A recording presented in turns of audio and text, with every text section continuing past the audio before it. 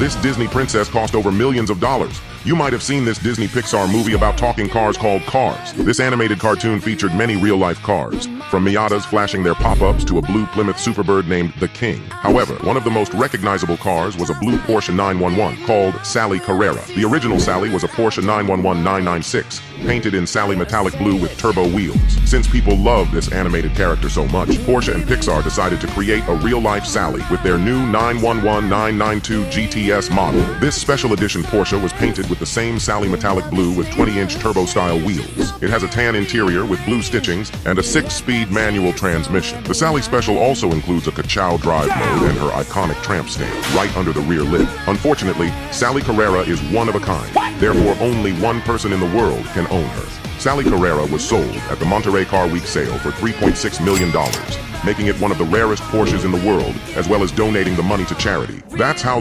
NASCAR had to ban this technique, since they didn't believe anyone was crazy enough to do it. Back in 2022, during the Martinsville race, a real-life pro gamer move was performed. The melon farmer who became a NASCAR driver, Ross Chastain, was about to lose his title chance and to his main rival in 10th place. But in the final corners on the final lap, Ross decided to perform one of the riskiest NASCAR maneuvers since Ricky Bobby. Ross scraped his car against the wall of the track, allowing him to send it through the turns and secure 4th place. Oh my God, coming to the checkered flag, I can't believe what I just saw. That is insane. See fast people doing that? You made the transfer! You made the transfer, man! And the one Hail Mary, the 10th, and 3 and 4, and got it. Wow. Most people couldn't believe how the wall ride technique worked and where he got such an idea from. In an interview after the race, Ross said he originally learned this technique on the GameCube back in 2005. Though the regulation didn't explicitly say drivers cannot wall ride, NASCAR does not want drivers to take advantage of this technique ever again. That's why this guy spent $3 million to divorce his ex and pursue his dream of owning a drift track. Adam LZ started with many failed YouTube channels until he met a friend in high school who encouraged him to continue his passion. With the motivation of his friend and wanting to own a BMW 335i, Adam created this new BMX channel and started his own t-shirt merch. A year later, Adam saved up $25,000 and bought his dream car, and after grinding for another year later, he bought a cream 240SX and tried to scare his mom with it. Adam started creating drift videos with the 240SX on top of the BMX videos that he was making. This gained him massive popularity on YouTube, letting him move into a new house with his ex and make drift videos with her in Japan. The car content slowly took over the channel as Adam started buying more cars and didn't have time for BMX. Having a channel with millions of subscribers and multiple drift cars to take care of, the worst happened and Adam had to divorce his ex and lose $1.5 million. However, that didn't stop Adam from pursuing his passion. As he found a new girl that can also tandem with him, Adam then became a professional drifter and spent another $1.5 million on a forest compound in Florida so he could make it into a drift track. With the success of YouTube and his drifting sponsors,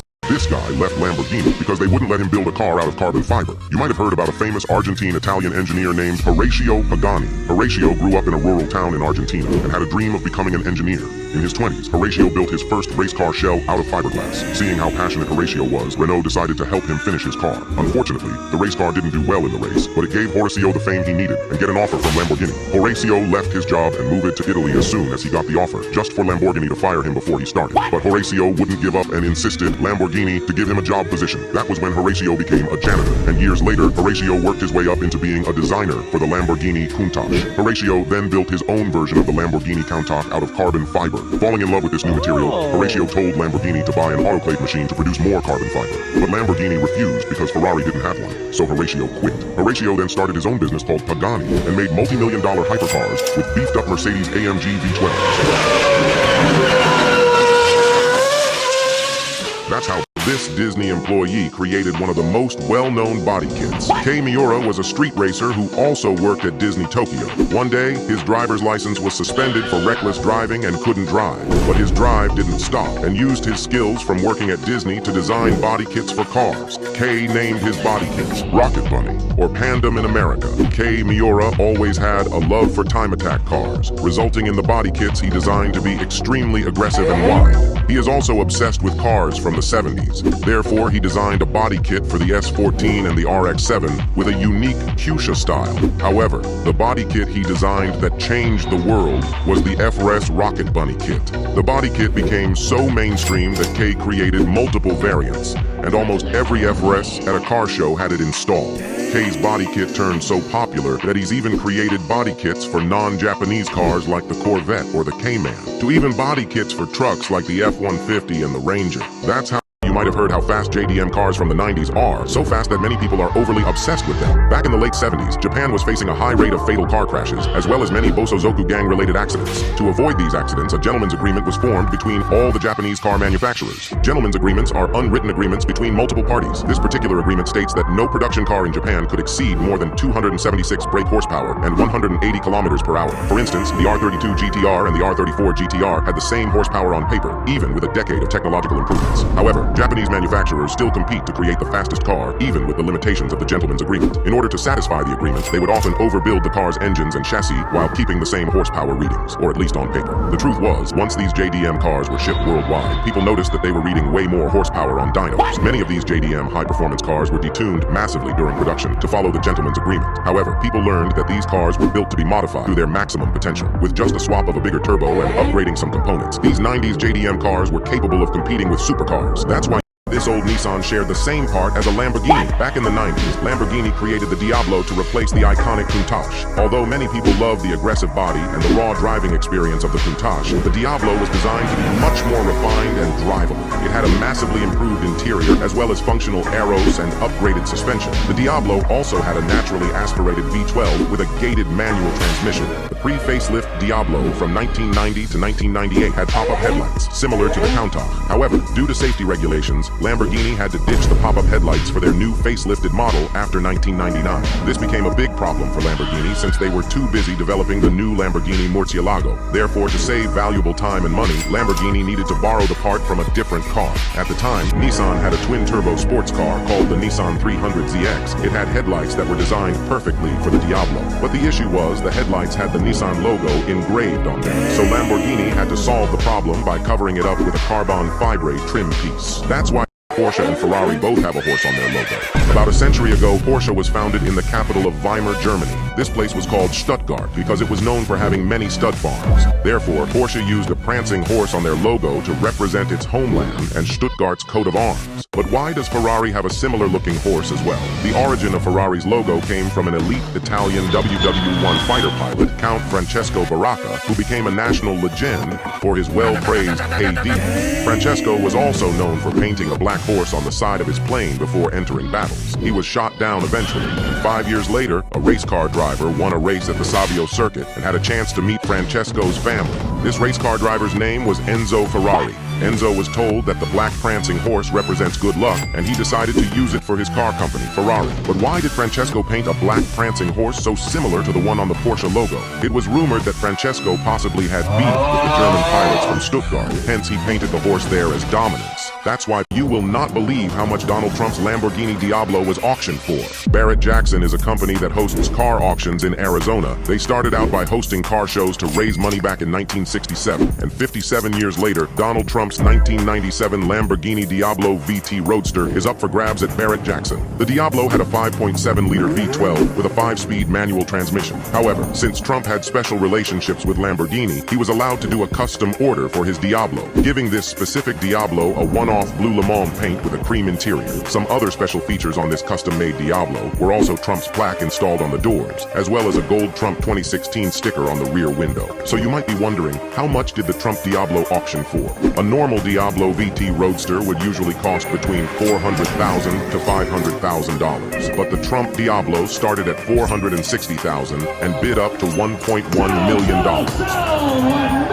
making it one of the most expensive Lamborghini Diablos in the world. That's why this guy created the most controversial body kits. Back in 1990, a Japanese tuner named Hironao Yokomaku started a performance tuning company to support his passion for fast cars. This tuning company was called Veilside. Veilside was building R34s and Supras that can reach well over 200 miles per hour. The cars that Veilside built became so fast that they had to start developing body kits for better aerodynamics. These body kits were designed to not only be functional, but also obnoxious and aggressive. Veilside would slowly turn into a one-stop shop where people can get their cars fully built from the engine and suspension to massive over-fenders. Veilside's popularity skyrocketed when it was featured in a movie called Fast and Furious. This movie made Veilside so popular that people started to forget about Veilside's performance division. Additionally, people were complaining that the body kits were too aggressive and wild, especially when they came out with the Bentley Supra Veilside kit. However, the Veilside design started growing on some people, and the body kit became the #1 choice for the unique body kit option instead of the generic Rocket Bunny kit. That's how This Audi S6 drove from New York to Los Angeles within 26 hours. Back in the 70s, an American journalist, Brock Yates, hosted an event called the Cannonball Run. The Cannonball Run was an event for people to drive across America as fast as they can. After Brock's first 40-hour record attempt with a minivan, people started participating. Many supercars were brought to the starting line for the next run, with a Ferrari Dino breaking the record with 35 hours. But the event became heated, and people started bringing faster cars to outrun the police, or cars disguised as emergency vehicles. Many supercars were getting busted and crushed by the police. Brock's team even overheard a black Jaguar being tracked down constantly on the police radio, only to find out that the Jaguar had beaten the record with 32 hours. The Cannonball Run ended when it became too dangerous. However, another event called the Gumball 3000 was created for supercar owners to rally across the country. That automatically revived the record run attempt, as a man named Alex Roy broke the record in 31 hours with an M5 disguised as a German police car and a plane as a spotter. This record was then beaten by Ed Bolian in a CL55 AMG with 28 hours. And that record didn't last, as a guy named Doug took advantage of the quarantine and set a new record with his Audi S6 disguised as a Ford Taurus police car. That's why Mr. Bean used to own a supercar, and it's not the green Mini Cooper. You might think Mr. Bean drives a green Mini Cooper with a carbon fiber hood, but he actually had a McLaren F1 instead. Mr. Bean, also known as Rowan Atkinson, bought a McLaren F1 for $800,000 back in 1997. Mr. Atkinson loved the McLaren F1 so much that he put around 65,000 kilometers on it before selling it in 2015. During this 65,000 kilometers of ownership, Mr. Atkinson had a little too much fun and rear-ended a car, destroying the carbon fiber frunk. However, that wouldn't be Mr. Atkinson's worst crash, as he accidentally sends his McLaren F1 into a road sign and a tree. But instead of writing off the McLaren F1, Johnny English wanted his car back. And thanks to a small loan of $1 million, the McLaren F1 was back on the road. Unfortunately, Mr. Atkinson decided to sell his beloved McLaren F1 for a profit of $10 million.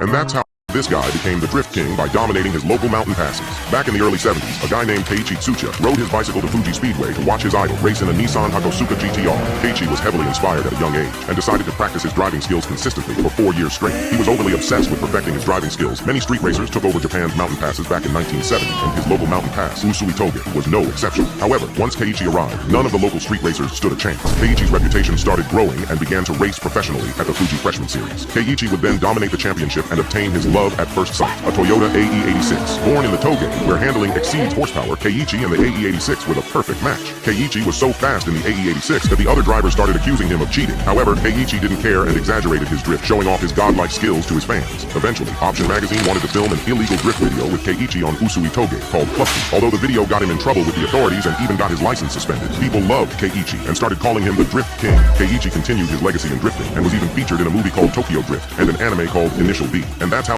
Ferrari sued their customer for modifying their cars. Back in 2014, a Canadian DJ named Deadmau5 bought a brand new Ferrari 458 Italia for fun. Deadmau5 would have his Ferrari wrapped in blue, with a Nyan Cat livery stretched from the side and across the rear. The Ferrari 458 would also get its brake calipers painted pink and have the Ferrari badges rebranded to a custom Ferrari badge. Ferrari got very angry about the custom wrap job, as well as substituting their beloved prancing horse to a prancing cat.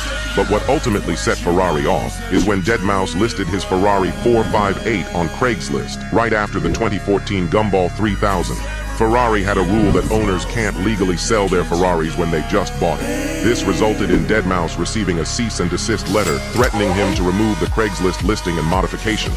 To prevent further conflict, Deadmau5 agreed right away and took off the livery. He then bought a Lamborghini Huracan and put on the exact same wrap, calling it the Nyan Borghini Huracan. And that's why people would ship their supercars to Japan and have it cut up by this guy. His name is Wataru Kato, and at the age of 26, he started a company called Liberty Walk. When Kato-san first started, he was creating body kits for Japanese kei cars. Although creating these body kits was his passion, he wasn't making enough money with just the body kits. Therefore, Kato-san started importing exotic cars for wealthy Japanese businessmen. With his import and body kit business, Kato-san finally started making a living through his passion and wanted to take it to the next level. Kato-san decided to start modifying exotic cars and jumped right into cutting up a Ferrari F40. Back when modifying exotic cars was more unacceptable, Kato-san received much criticism for modifying the Ferrari F40, so he did it again with a Ferrari F50. Then one day, someone shipped their Lamborghini Murcielago to Kato-san for a new body kit design. But again, when the wide-body Lamborghini Murcielago was revealed, many people still criticized it. This gave Kato-san even more fuel to make his next creation. In 2013, Liberty Walk revealed a wide-body kit for a Nissan GTR, as well as another body kit for the Ferrari 458. However, unlike the previous attempts, the internet went wild seeing these body kits. Many orders finally came in, and that's why you might have seen supercars abandoned in the desert, and you might even have a chance to buy them. Dubai is known to be one of the best cities to spot supercars. With no income tax, many wealthy individuals would go to Dubai just to buy a supercar and flex. However, with the laws of Dubai, being late on a payment is seen as a criminal offense. Hence, when someone misses a car payment, they get arrested and put into jail, instead of having the car towed. Therefore, many people prefer to abandon their supercars in the desert and flee the country. These abandoned supercars will be left in the desert for days, either to rot or get seized by the police. The seized supercar would then get auctioned off or converted into a police car. But how can someone get their hands on these abandoned supercars? Many auctions let you buy these supercars for 50% less, but many of these cars will already be heavily damaged. Other private auctions would have supercars with better conditions, but you'll have to verify whether you're rich enough before registering for these auctions. That's why this race car became more popular from a video game than its motorsport history. Back in the early 2000s, Porsche was dominating the American Le Mans series. In order for BMW to compete with Porsche, they created the BMW M3 GTR. The BMW M3 GTR had a massive wide-body kit, a massive rear wing, and a race-spec V8 instead of the inline-6 in the E46 M3. But for BMW to compete with the new V8, they needed to produce 10 street-legal road cars. These street-legal M3 GTRs were sold for 250,000 euros back in 2001, and apparently only 3 were delivered. The street-legal M3 GTR had its V8 detuned to 380 horsepower and also had a smaller spoiler. However, many parts were still the same, including the straight-cut 6-speed manual transmission.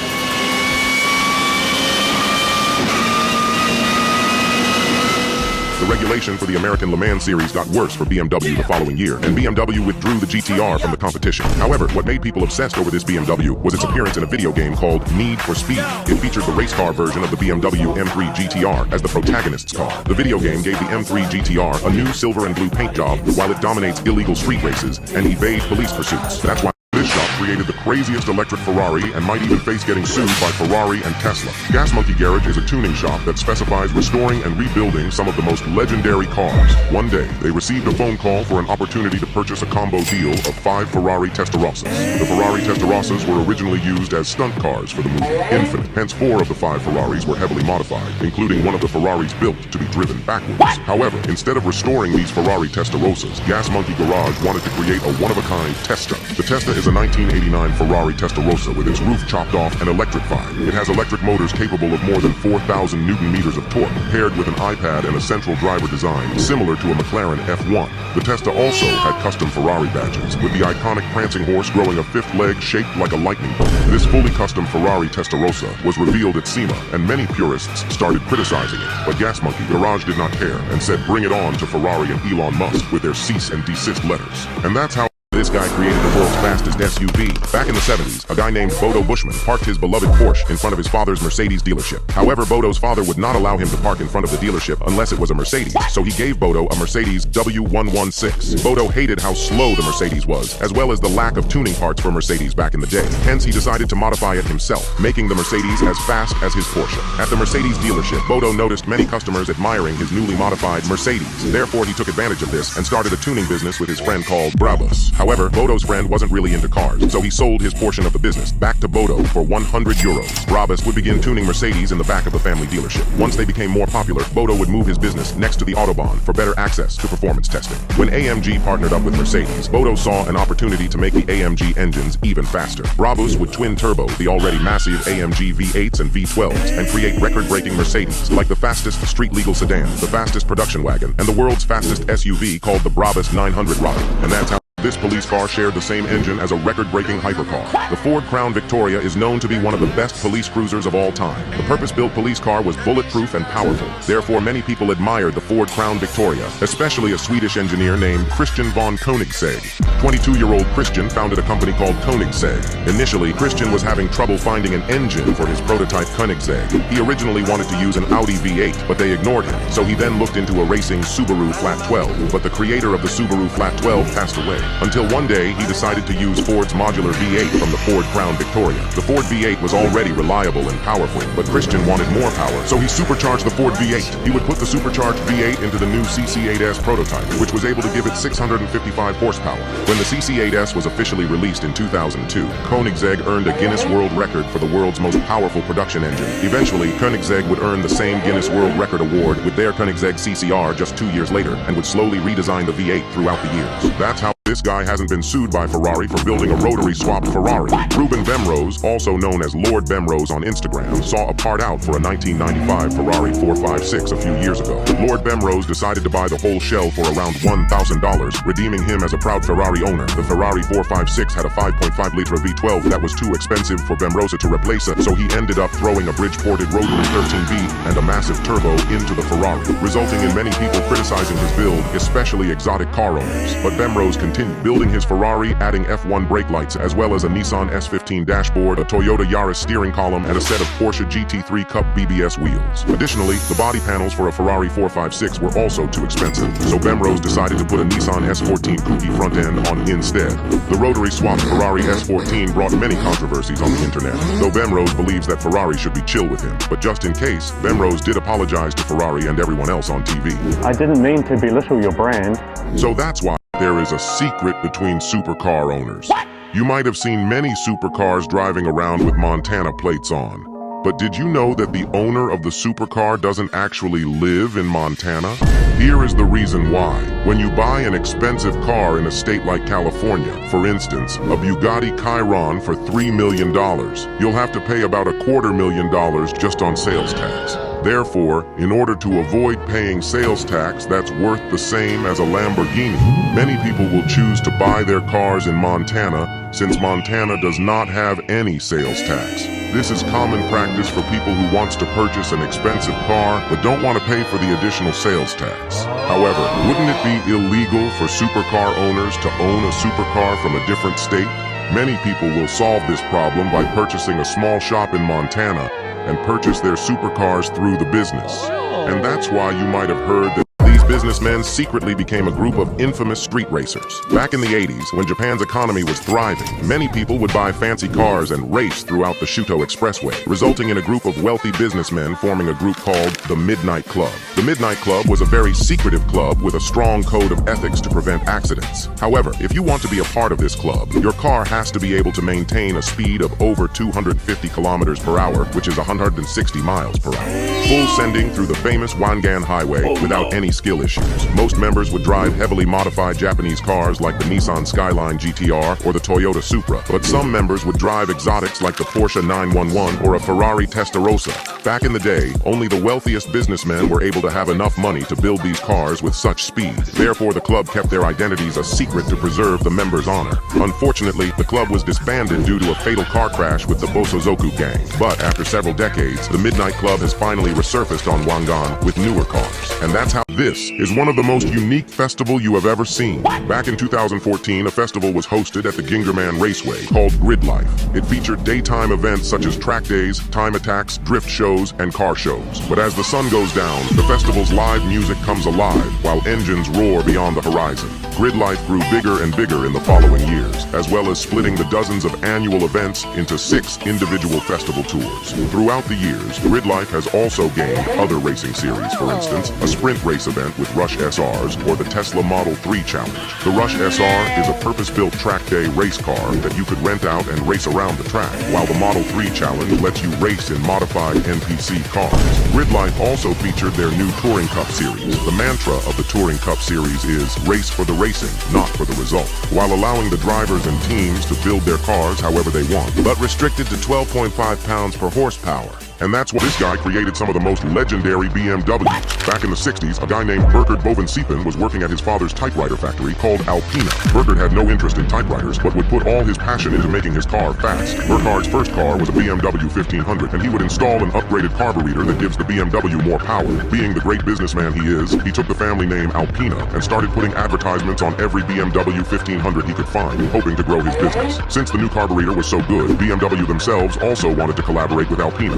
Alpina then started focusing on motorsport, rebuilding the BMW engines and dominating the touring series, 24-hour races, and hill climb challenges. Being the great businessman he is, he collected wine from the towns his race cars dominated and resold them under Alpina wine. But Alpina was not done yet and asked BMW if they could engine swap their cars. BMW agreed, and Alpina started ripping out the 4 cylinders in the BMW 3 Series and swapping in the bigger inline 6 from the BMW 5 Series. Alpina would also add their famous pinstripe decals as well as the stunning 20-spoke wheels. And that's how this Porsche was called the Widowmaker. Back in the 70s, Porsche needed to build a homologated model for the 935 race car to continue competing in the racing series. Since the 935 race car was turbocharged, Porsche decided to also turbocharge their regular 930 model. Therefore, the Porsche 930 Turbo was made. The regular 930 was already a handful to drive with the engine being in the rear, as well as the lack of driver assist. However, the 930 Turbo was even more insane with almost twice the horsepower. Porsche tried to add bigger rear tires and a massive spoiler, yet the 930 Turbo was still extremely untamable. But Porsche decided to sell the 930 Turbo anyway. When the Pocket Rocket was finally released, many people admired it, and everyone wanted one as a status symbol. However, the consequences slowly caught up as the people buying the 930 Turbo had more money than driving skills. The unexpected liftoff oversteer and the aggressive turbo lag from the 930 Turbo sent many inexperienced drivers to heaven. And that's why this Porsche was called the Widowmaker. Back in the 70s, Porsche needed to build a homologated model for the 935 race car to continue competing in the racing series. Since the 935 race car was turbocharged, Porsche decided to also turbocharge their regular 930 model. Therefore, the Porsche 930 Turbo was made. The regular 930 was already a handful to drive with the engine being in the rear, as well as the lack of driver assist. However, the 930 Turbo was even more insane with almost twice the horsepower. Porsche tried to add bigger rear tires and a massive spoiler, yet the 930 Turbo was still extremely untamable. But Porsche decided to sell the 930 Turbo anyway. When the Pocket Rocket was finally released, many people admired it, and everyone wanted one as a status symbol. However, the consequences slowly caught up as the people buying the 930 Turbo had more money than driving skills. The unexpected liftoff oversteer and the aggressive turbo lag from the 930 Turbo sent many inexperienced drivers to heaven. And that's why the Cybertruck was already rusting away. However, it's not what you think. Since the Cybertruck came out, many reports have been stating that the Cybertrucks are already rusted. But isn't stainless steel resistant to corrosion? Many Cybertruck owners are finding small spots of discoloration on the panels after driving the truck in the rain. However, stainless steel has a thin layer of chromium oxide, which gives it a rust-resistant film on top. Since the rust was not from the rain, Cybertruck owners started trying different ways to get the discoloration out. Many people started noticing that using a clay bar can get the discoloration out of the stainless steel panels. Therefore, if it's not the panels rusting, what could it be? The lead engineer of the Cybertruck at Tesla said that stainless steel is reactive and free iron that sits on it will rust. To avoid the small spots of discoloration on the Cybertruck panels, just clean off the contamination. And that's why people thought that this guy created the most iconic body kits in the drift scene. During the 2000 Tokyo Auto Salon, a guy named Moten Howlater revealed a new body kit design. The design made the car look extremely low with the bottom flaring out like a dress. Moten created this body kit with the help of the Drift Kings, Daigo Saito and Keiichi Tsuchiya, creating a body kit design that makes the car look visually lower and is perfectly functional. Automatically, this design attracted drifters as the body kit made their cars look like hovercrafts. Professional drifters like Mitsuru Haruguchi and Akinobu Satsukawa also had these body kits on their drift cars, making this kit even more popular. This body kit was the original BN Sports Kit and is known to be one of the most timeless body kit designs. The BN Sports Kit has become so popular in the past decades that Moten has developed even more body kit designs like the BN Luxury Sports and the Defend kits. But what does BN mean? Moten uses the name BN in BN Sports to honor his home country, Bangladesh. And that's how this group of surviving Japanese kamikaze pilots decided to start a gang that led up to creating some of the craziest cars and bikes. Back in 1950, a group of pilots survived the war and returned to Japan. But back in their hometown, they noticed themselves missing the action. Therefore, these pilots started modifying motorcycles and founded a gang called Kaminari Zoku. The gang got bigger and bigger as their modification also became more and more extreme. Members will put exaggerated parts on their motorcycles and make them as loud as possible. New, younger members of the gang started calling themselves Boso Zoku, which basically means out of control vibes. And indeed, they were out of control. So out of control that they were causing accidents with local street racers and innocent people. Ultimately, the gang also started putting Boso Zoku modifications on cars. These cars shared the same exaggerated modifications and exhaust, and eventually, the Boso Zoku aesthetic got introduced all over the world. However, as time passed, the Boso Zoku gang became a lot more chill, only stealing motorcycles from time to time and cutting up their exhaust. And that's how